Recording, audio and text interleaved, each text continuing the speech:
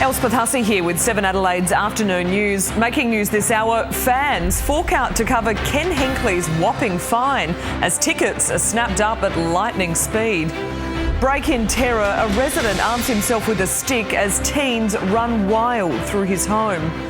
Shots fired, Donald Trump survives a second assassination attempt on a golf course. Are you SA's missing millionaire? The race against the clock to find the winning ticket holder. And Australia's TV princess Elizabeth Debicki crowned at the Emmys. Live from Adelaide, 7 News starts now. Good afternoon. We begin with breaking news, and Friday night's AFL prelim final between Port Adelaide and Sydney is now officially a sellout. As Hannah Ford reports, it comes as diehard fans raise thousands for Ken Hinckley in the wake of the big fine he copped from the AFL. Port Adelaide fans desperate to head to Sydney lined up here at the entertainment centre this morning, only to be disappointed. Some supporters started queuing before sunrise. Well, this morning we'll come down here. Some ridiculous hour. I won't even tell you what time we got here. It was dark and cold. But they were caught out. While club members could get tickets from 9:30 online, the box office didn't open until 11, leaving them scrambling for tickets on their phones. Now online queue, 15,670. So there's other people that are obviously going to get in before me. So it's very frustrating. I could have done this at work. But online wasn't an option for some. Trying to get tickets and being blocked out in our credit card and whatever. Tickets went on sale for the general public at 2:30 this afternoon as fans began to work out how they'd get to Sydney, with airfares soaring to more than $900. I can apologise that we lost the Geelong game and we have to go to Sydney.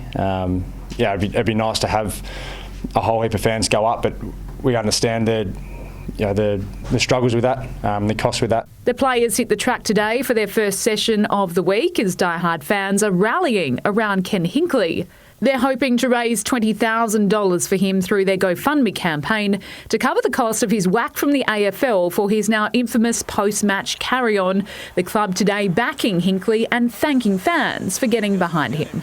We'll have more details on Port Adelaide's prelim plans for fans in our main bulletin at 6. A resident has been forced to use a stick to defend himself after a terrifying invasion in the city's northeast. Police say a group of teenagers, one armed with a hammer, another with a machete, smashed into a Millbank Avenue property around 4:30 this morning. The suspects rummaged through the victim's home, stealing cash and a wallet before fleeing in a stolen Jeep. 4 teenage boys, aged 15, 16 and 17, were tracked all the way to Darlington before being arrested. Fortunately, the occupant of the home wasn't injured. Well, Donald Trump says he's safe and well after Secret Service agents foiled an apparent assassination attempt in Florida. A suspect has been arrested after being spotted hiding in the bushes while the former president was playing golf. David Woywood reports. Good afternoon. Well, the top line here is the former US President Donald Trump is safe and well and is said to be in good spirits after his Secret Service detail have opened fire on a would-be assassin hidden in the bushes at the former president's Florida golf course. Trump had been between holes 5 and 6 when his security detail, clearing the path ahead, noticed the barrel of an AK-style weapon pointing out of the shrubs. An agent opened fire and the gunman, identified as Ryan Wesley Routh, aged in his 50s, seen here advocating for foreign fighters to join the war in Ukraine. This is about good versus evil. Then fled the scene, leaving the weapon, a firing scope, 2 backpacks and a GoPro behind. A quick-thinking witness helped track the man down minutes later. Fortunately, we were able to locate a witness that came to us and said, hey, I saw the guy running out of the bushes.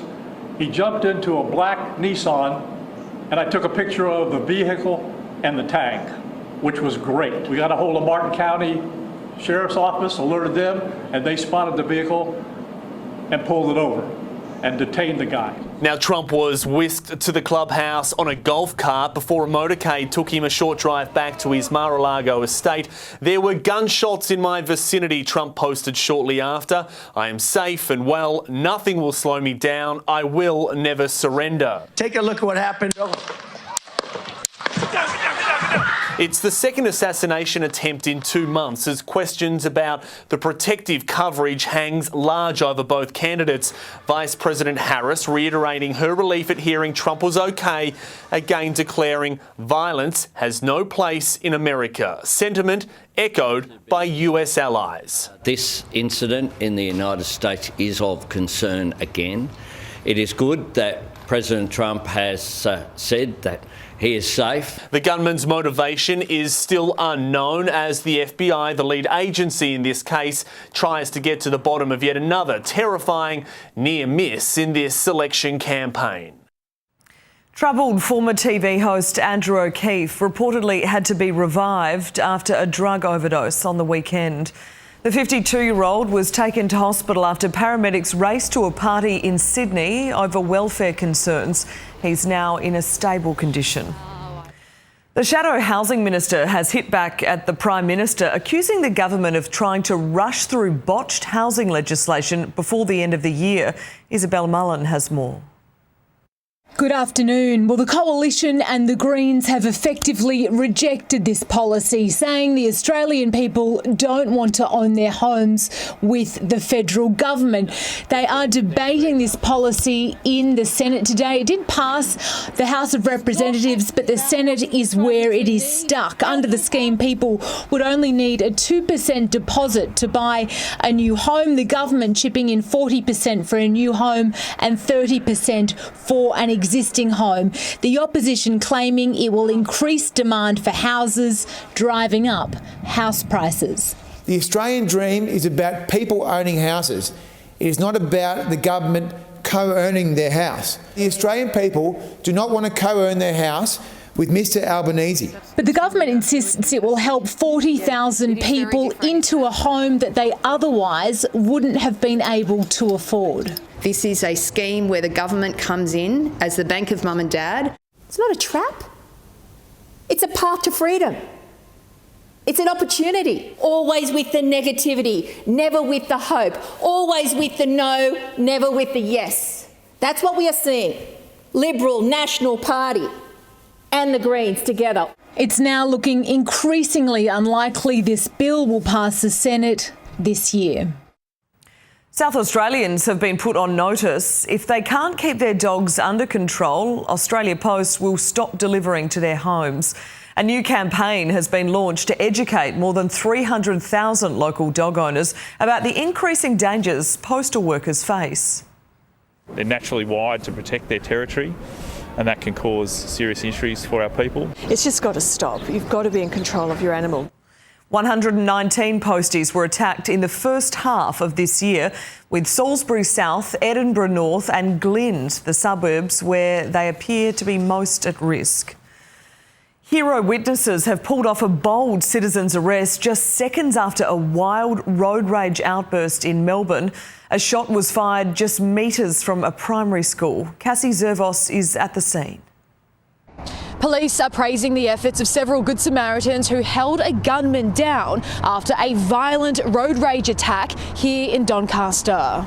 The crash happened near the intersection of Williamson's Road and Manningham Road. Investigators say a black ute slammed heavily on the brakes and crashed into a white Volkswagen.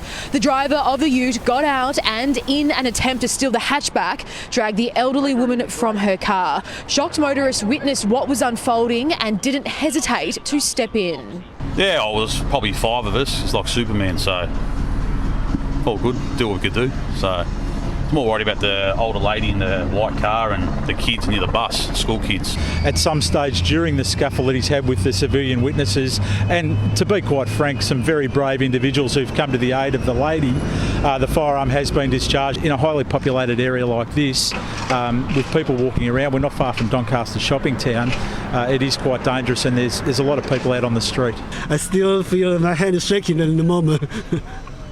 Terrifying, yeah. So he tried to carjack you, he tried to steal your car, is that right? Yeah. And everyone, lucky everyone coming to help me. Otherwise, I don't know how to get. Yeah. And it's so pressure, everyone. The 32-year-old ute driver was taken to hospital under police guard. As for the elderly driver of the Volkswagen, she was taken to hospital, but just as a precaution. A damning report by a top anti-corruption lawyer has found bikies are still operating on Victoria's big build sites despite union claims they'd been cleared out. Barrister Jeffrey Watson SC began his investigations in July, saying the threat of violence even curtailed his work.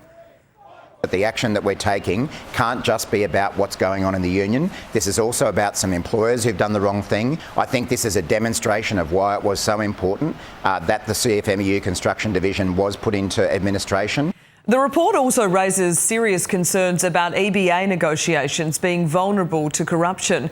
It tabled 7 recommendations, including rebuilding relationships with police and cracking down on bikie links. The family of a 12-year-old girl who took her own life after alleged bullying at a Sydney private school is vowing they won't let her story be swept under the carpet. Taylor Aiken has the story.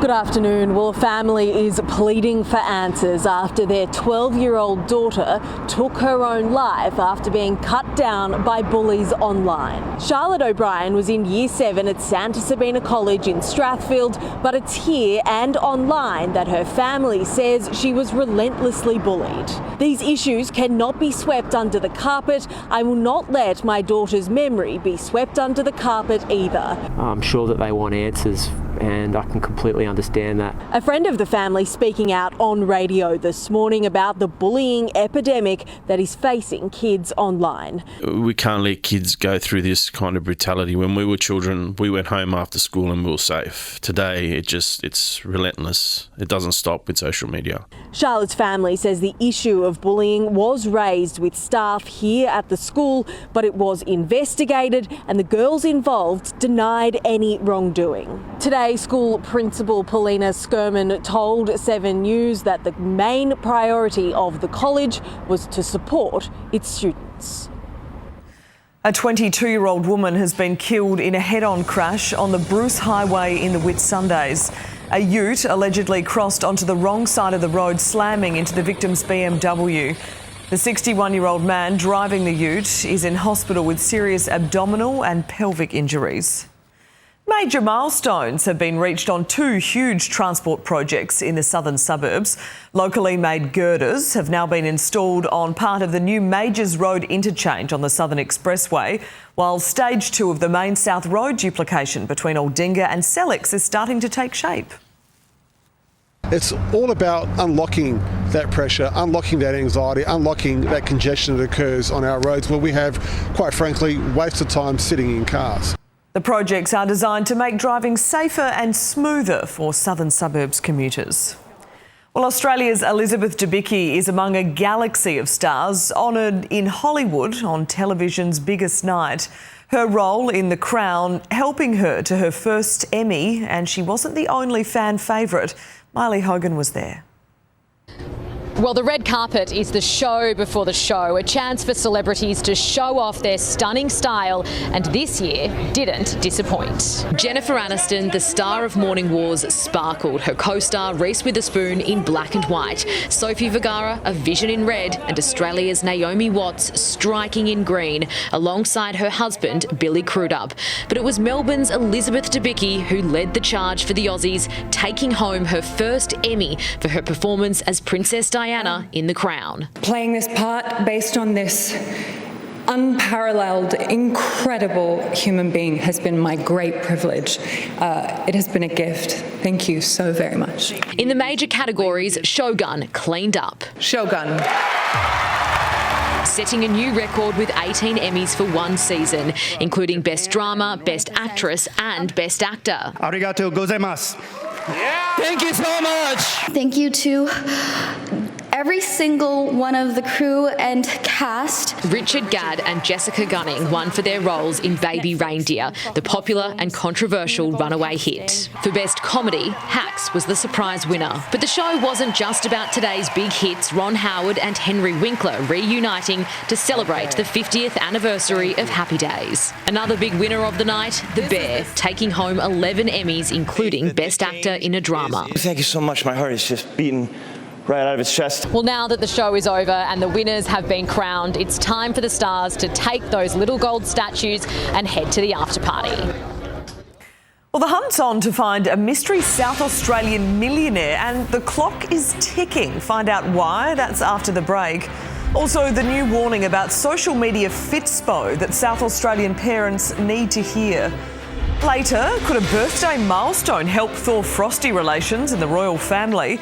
And why the footy finals here on 7 are about to get even better. Welcome back to 7's afternoon edition, live from Adelaide. The sunshine certainly brought out the locals in Stirling today. Some four-legged friends enjoying the outing too. Right now in the city, it's 18 degrees. Well, the hunt is on to find a mystery South Australian millionaire who only has days left to claim their prize. We sent Mitchell Sariovsky to Mawson Lakes to see if he could track them down. The lucky South Australian purchased the winning ticket at this servo almost a year ago, but they don't have long to claim it. And today at Mawson Lakes, there was no shortage of dreamers. Are you the mystery millionaire? No. Yeah, I got to admit, I have lost a few lottery tickets before, yeah. So you could have won already and you've got no idea and you've thrown it out? Yeah, maybe. Buy a Ferrari? Yeah, buy a Ferrari, travel the world. Are you ladies the millionaire? No, we are not, unfortunately. Heading back to work. Are you sure you don't have a scrunched up ticket in your bedroom? If I have, I think my wife would have found it already. The $1 million ticket was drawn on the 27th of September last year. Tonight's lotto draw gives up to 4 players a chance to win $1 million. But because it wasn't registered, there's no way it can be traced. The mystery winner has only 11 days to claim their prize. We're encouraging all players to keep an eye out on their tickets. It could be on the fridge, in your glove box or by your bedside table. There are currently 19 unclaimed major prizes across Australia, totalling more than $15 million.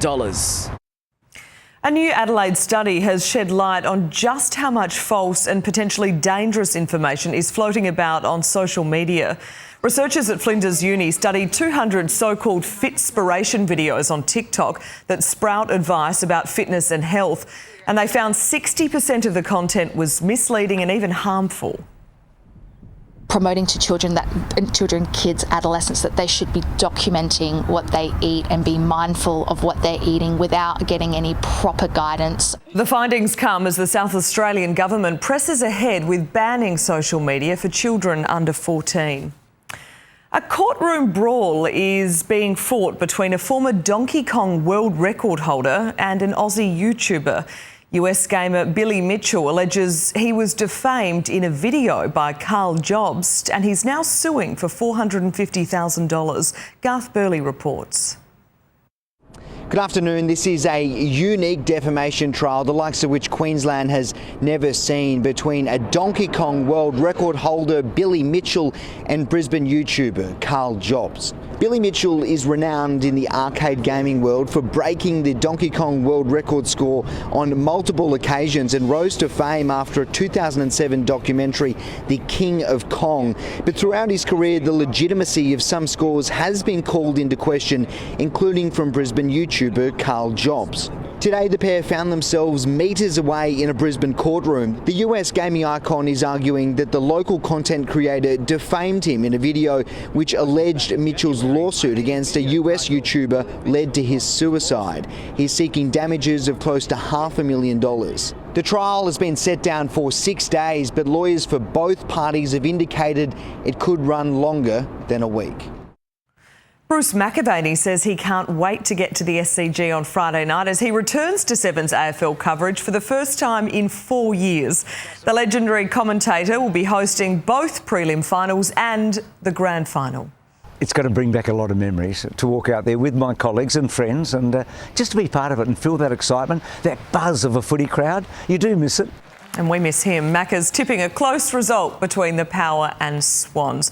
No, a lot of fans, I was reading the social media comments before, people are very happy with that, Tom. Oh, me personally. It gave me a real kick in my step today. Absolutely. He's just unbelievable. He's never lost it and never will. No, he's absolutely brilliant. Very happy to have him back. Now tell me, a Power star's ramping up his push to play in the prelim.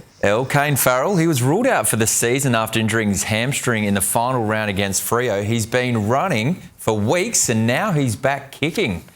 And a heartbreak. This is heartbreaking news for Crows AFLW star Eloise Jones. She's been ruled out for the rest of the season with an Achilles injury. We'll have more on that a little later. Beauty. All right, thank you, Tom.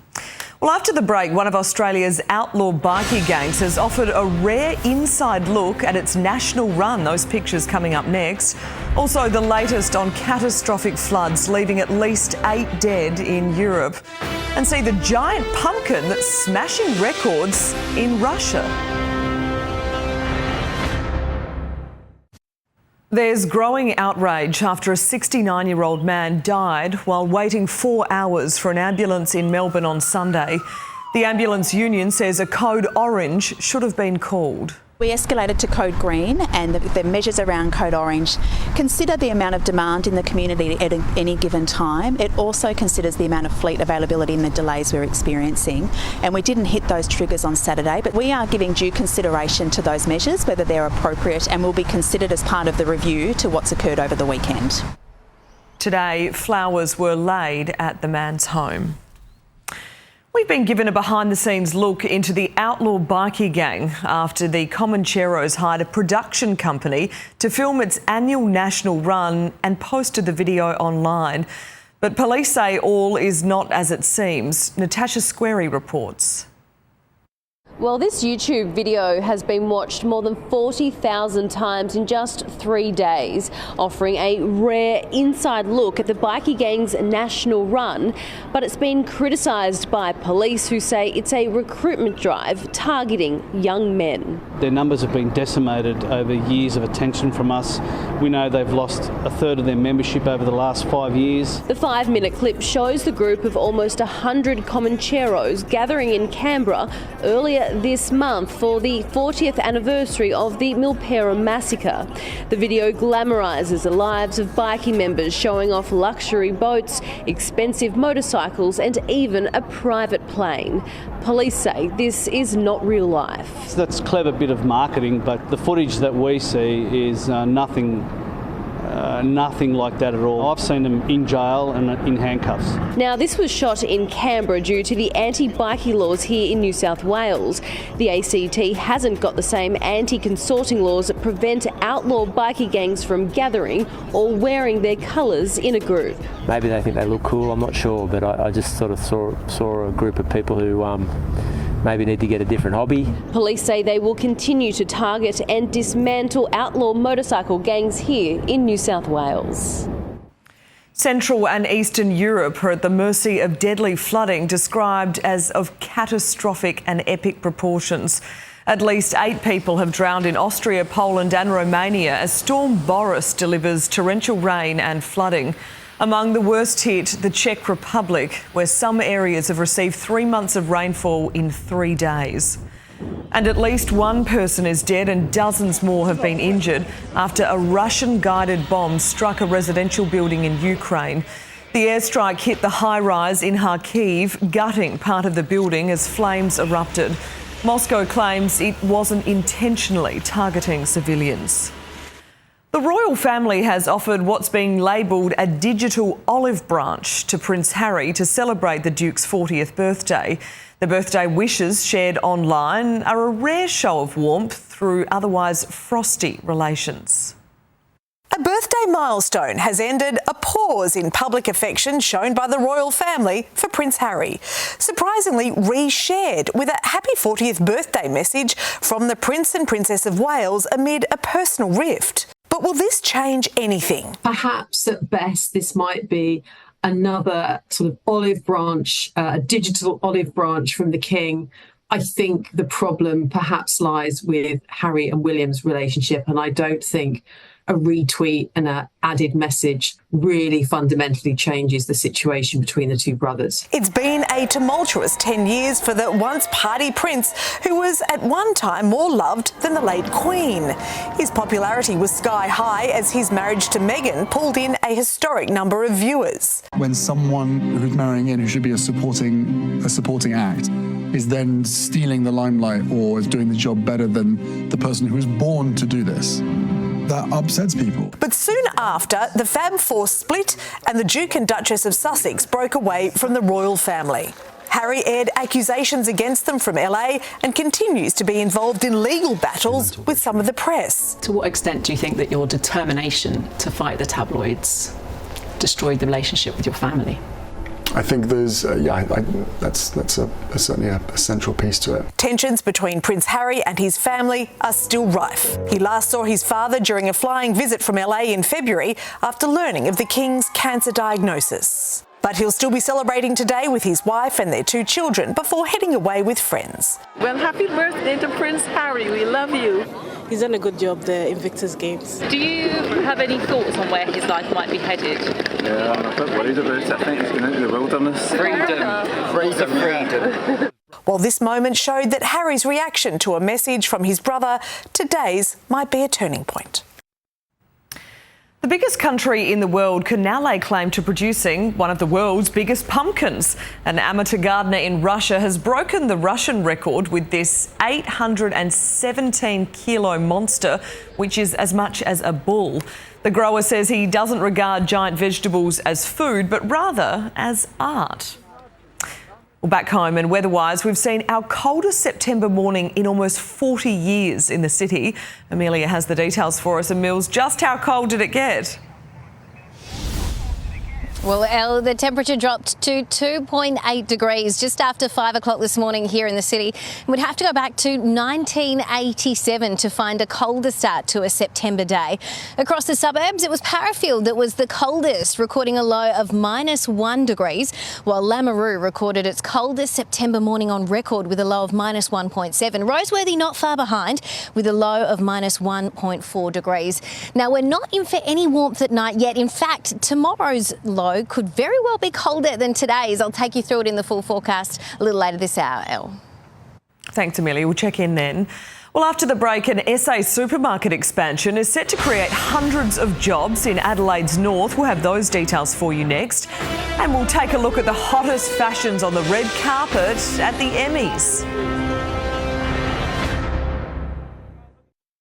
Welcome back to 7's afternoon edition, live from Adelaide. It's been quite the pleasant stroll along the wetlands at Victoria Park this afternoon. Plenty of sunshine about. Right now in the city, it's 18 degrees. Well, now let's check with Rosanna on what's coming up at 6. Thank you very much, Elle. Coming up tonight, only on 7, bus rage in the northern suburbs. A passenger makes serious threats against a bus driver in front of horrified commuters. Find out what prompted the ugly outburst. Also tonight, a twist in the Ken Hinkley saga as PAL fans face a prelim ticket hiccup. It was a frustrating morning for some when the Ticketek office here at Hindmarsh opened an hour and a half after members' tickets went on sale. So far, they've all been snapped up. It is a sellout now. Plus, stocking up on cold and flu medication and other pharmaceuticals. Are the discount chemists cheaper than Coles and Woolies? Tonight, we compare everyday health items to see who offers the best deals. Those stories and, of course, so much more tonight at 6L. Great. Thank you, Rosanna. Well, a major South Australian supermarket chain is expanding and it'll create hundreds of new jobs. Drake's will open one of its biggest stores in the new $150 million town centre at Two Wells, with construction due to begin in the second half of next year. The supermarket will be a major component of the development's first stage, which will also include a childcare centre and swim school. The US Secret Service has faced heavy criticism over July's attempted assassination of Donald Trump, but officials were quick to defend the agency over the most recent attempt, saying it did its job in protecting the former president. Former President Donald Trump is safe and unharmed following a protective incident shortly before 2 p.m. on Sunday at Trump International Golf Club at West Palm Beach. The U.S. Secret Service personnel opened fire on a gunman located near the property line, and this matter is under investigation. In the bushes where this guy was is a AK-47 style rifle with a scope, 2 backpacks which were hung on the fence that had ceramic tile in them, and a GoPro. At this level that he is at right now, he's not the sitting president. If he was, we would have had this entire golf course around it. But because he's not, the security is limited to the areas that the Secret Service deems possible. So I would imagine that the next time he comes to the golf course, there'll probably be a little bit more people around the perimeter. But the Secret Service did exactly what they should have done. They provided exactly what the protection should have been. Well, there were plenty of prizes on offer at the Emmys, but for many, the real show was on the red carpet. The who's who of Hollywood assembled in LA and not only celebrating the best of television, but also showing off fashion's finest. It's the night celebrating some of television's biggest names, and stars did not disappoint, gracing the Emmys' red carpet wearing some of fashion's biggest names. The evening saw a rather demure take, from floor-length gowns to classic silhouettes and sequins. Australia's Elizabeth Debicki receiving her Emmy in a black Dior ball gown. I am also very proud of the show. I think that the work in it is really incredible and the actors are amazing and all the craftsmanship in it is amazing. It's definitely been the greatest privilege of my career so far to be part of that show. Io Edinburgh in a mosaic-style Bottega Veneta gown. Selena Gomez mastered the elegant black dress by Ralph Lauren. Bridgerton and fellow Traveller star Jonathan Bailey showed off an elegant take on a traditional tuxedo by Armani. And Jeremy Allen White, known for his role in popular TV series The Bear, posed in a sleek tuxedo. Dominic West channeling his character from The Crown, King Charles. Royal flair in a dark brown velvet jacket and tailored pants. I'm delighted. I'm absolutely pleased to bits. Grace Fitzgibbon, 7 News. Well, time for sport now. And Tom, the Power could be in for a major boost for Friday night's prelim against the Swans. They could be. Kane Farrell, who's a superstar kick on a small ground against the Swans, will be a huge inclusion. Perfect. Pushing to get back from a hamstring injury. We'll have all the details on that. Also coming up, the T-Bird stars that are ready to shine bright for the Diamonds against England on Thursday night, and the spectacular move that paved the way for Oscar Piastri's second Formula One win. In 7 News, finding cheap medications online. People are struggling to afford their medicines. Is what you're buying safe? If it sounds too good to be true, it probably is. Plus, from cut-price chemists to supermarkets, we compare the cost of everyday health items. A 7 News consumer report at 6 o'clock. The 7 News. Hello again. Port Adelaide defender Kane Farrell is pushing for a remarkable return in Friday's preliminary final against the Swans. Farrell was ruled out for the rest of the season after injuring his hamstring in the club's final game of the home and away season, but has recovered well ahead of schedule. The silky left footer had a light training session today, but will still need to do a lot more to prove he's ready to fly to Sydney. It'll be touch and go. Yeah, it's probably not a risk we really want to take. We know the quality player that he is, but yeah, do you risk it in a prelim? We don't know yet. It's only, Monday today, so we'll just see how he progresses the next couple of days. He's training. He started kicking over the weekend and feeling okay. He's kind of needs to hit high speed probably more often and repeat efforts. Charlie Dixon is also in the frame for selection, with Todd Marshall's concussion handing the veteran forward a career lifeline. It's Marshall's 5th serious head knock in 3 years. We don't know what it looks like for Todd.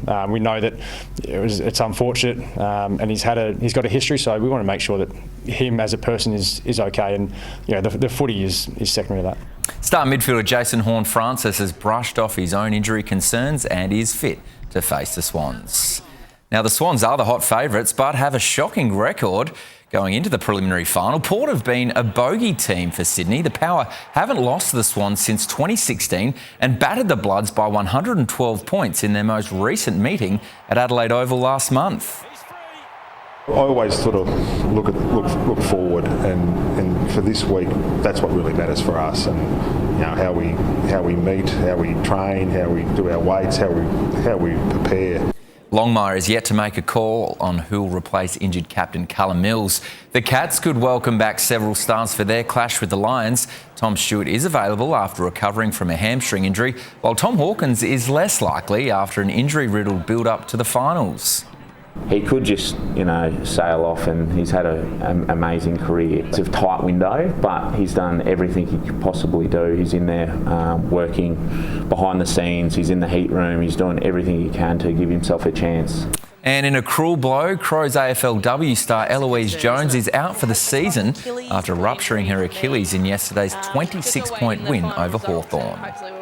Thunderbird star Georgie Horgis is on the cusp of living out a childhood dream when the Diamonds face England in a 3-game series starting in Adelaide on Thursday night. Horgis is one of 3 fresh faces in the squad of 15, which will be trimmed on game day. Lots of girls that are still like my idols that I was watching wanted to be like them. So it's really cool that I can learn from them, and the training's been really good fun and also really intense. T-Birds teammate Matilda Garrett is a familiar face in the Aussie side after making her debut last year. Obviously, it's not the first time meeting the girls and the staff and the team, so yeah, it's nice now that I've got a bit of a relationship with everyone, and yeah, just really looking forward to playing. The first game is at the Adelaide Entertainment Centre with tests in Sydney and Bendigo to follow. Well, Oscar Piastri sealed his second Formula One victory with a stunning performance at the Azerbaijan Grand Prix. Starting from second on the grid, Piastri gained control of the race on lap 20 after a spectacular move on leader Charles Leclerc. Piastri down the inside, late on the brakes, makes the move stick. Piastri held on to become the first Aussie to win multiple races in a single season since Daniel Ricciardo in 2018. There's no such thing as a relaxing lap around here, so it was hard work, but no, I think that definitely goes down as one of my better races of my career. A late crash between Carlos Sainz and Sergio Perez ended the race under a virtual safety car. Well, Tottenham's frustrating start to the Premier League continues. Spurs have just won one game from 4 matches after falling 1-0 to North London rivals Arsenal. With the Gunners' goal coming from a corner, Ange Postecoglou knew he'd be quizzed again about why he doesn't employ a specialist set-piece coach. For some reason, people think I don't care about set pieces, and it's a narrative that you can keep going on for ages and ages. We switched off for one and we paid a price, and you learn from that and you move on. It's my burden to carry, mate, and I'm happy to do that. Newcastle United scored twice in the final 15 minutes to beat Wolves 2-1. And just over a month after her gold medal victory in Paris, Noemi Fox is back on the podium in the kayak cross, taking bronze at the World Cup in Italy. Fox dominated her opening heats before finishing third in a tight affair behind Great Britain. Woods is second. It's going to be a GB 1 and 2, and Noemi Fox takes the bronze. What a race. Fox's final World Cup event of the year is in Spain next week. That's our sport. We'll have all the latest on Power star Kane Farrell and if he's going to play, and also Cornsey tonight at 6. Very, very big praise for the Power, but he is fired up about this fine for Ken Hinkley. He does not miss the AFL and Sam Mitchell. No, I've heard his take. You have to wait to 6 to hear it. It's worth waiting for. Yes, he's fired up, isn't he? He is. Good man. Thank you, Tom. Well, it's looking mostly sunny in the city tomorrow. Amelia will join us again after the break with the latest forecast. That's coming up. Get ready for a week of cash and stars on Sunrise. We have $50,000 in prizes up for grabs. And you could win the ultimate fan experience with Katy Perry before she performs at the AFL Grand Final. That's a TV exclusive. Plus, the dessert queen is here with fun cakes for the whole family. Start with Sunrise. Good afternoon, Dorian Tassado from the Starlight Foundation Traffic Centre. In Edwardstown, got a crash on South Road near Dunollan Road just by Bunnings there. Works continuing the Sabo, Crafers West on Waverley Ridge Road near the roundabout, speeds at 25 both ways. And check your speed, Tapley's Hill Road, Fulham. Every minute of every day, a child is admitted to hospital. Help make it a happier place with a $30 donation to the Starlight Foundation every month. Donate today at starlight.org.au. That's the latest Adelaide traffic. Enjoy your Monday, Arvo. Back to you, Elle. Thank you, Dorian. Germany's first hobby horse championship has galloped through Frankfurt. The popular pastime saw 300 riders scored on time jumping, style jumping and dressage on their wooden stick horses. It all began in Finland and has recently exploded in popularity through social media. There you go. Let's get a check of the weather now with Amelia, who joins us again in Mills. We're in for another chilly night tonight. Elle, that's right. This afternoon's clear conditions and sunny skies are really nice here this afternoon with a coat on, of course, but they do have a downside. They're very good at letting all the heat that we've built up during the day, along with light winds, escape. We saw that overnight, and we are expecting a similar setup for that tonight too. Taking a look at last night's numbers, well, in the city we dropped to a low of 2.8 degrees recorded at the West Terrace observation site. Now, the average overnight low in Adelaide in September is roughly 3 times times that number. Today, we hit a top of 18.3 degrees about an hour ago. Right now in the city, it's sitting around that 16-degree mark. Elsewhere, there is the odd shower around Melbourne this afternoon. Currently, 12 degrees there.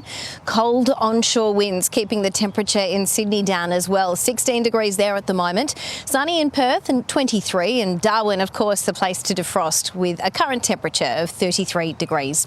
Taking a look at the charts, and we're under the influence of a strong high pressure system. It'll continue heading east over the next couple of days, clearing skies as it goes and eventually sending some warmer northerly winds our way before a cold front moves through late on Wednesday, shaking things up and sending showers our way for the rest of the week. For now, though, expect plenty of sunshine across much of the state tomorrow. Sunny and up to 26 degrees in Moomba, 25 the forecast top for Murray and Coombe, 24 for Roxby Downs and Port Augusta, a sunny 20 on the way for Port Lincoln, 23 the top for Whyalla and Port Pirie, 20 in Kadina, cloud clearing and 17 in Victor Harbour, a grey 15 on the way for Mount Gambier with the odd light shower, still a chance about the lower southeast. But check out some of those overnight lows, down to 0 degrees in Renmark and Uriutpa, -1 the low tonight for Clare, with concern for frost in the morning across the Mount Lofty Ranges, Mid-North, Riverland and Murraylands, and strong winds are forecast across the lower southeast coast tomorrow as well. In the city, down to 3 degrees overnight. Now, if it goes below 2 degrees, it will be our coldest September night on record. A low of just 1 degrees is forecast for Mount Barker and Elizabeth tonight, with early frost and fog likely about our northern suburbs. Then a sunny days in store, 19's the top, and we'll need it after a morning like that, El. Indeed we will. Thank you, Amelia. And that's all from 7 Adelaide's afternoon news team. Thanks for your company. Will and Rosanna will have our next bulletin at 6 o'clock. Bye for now.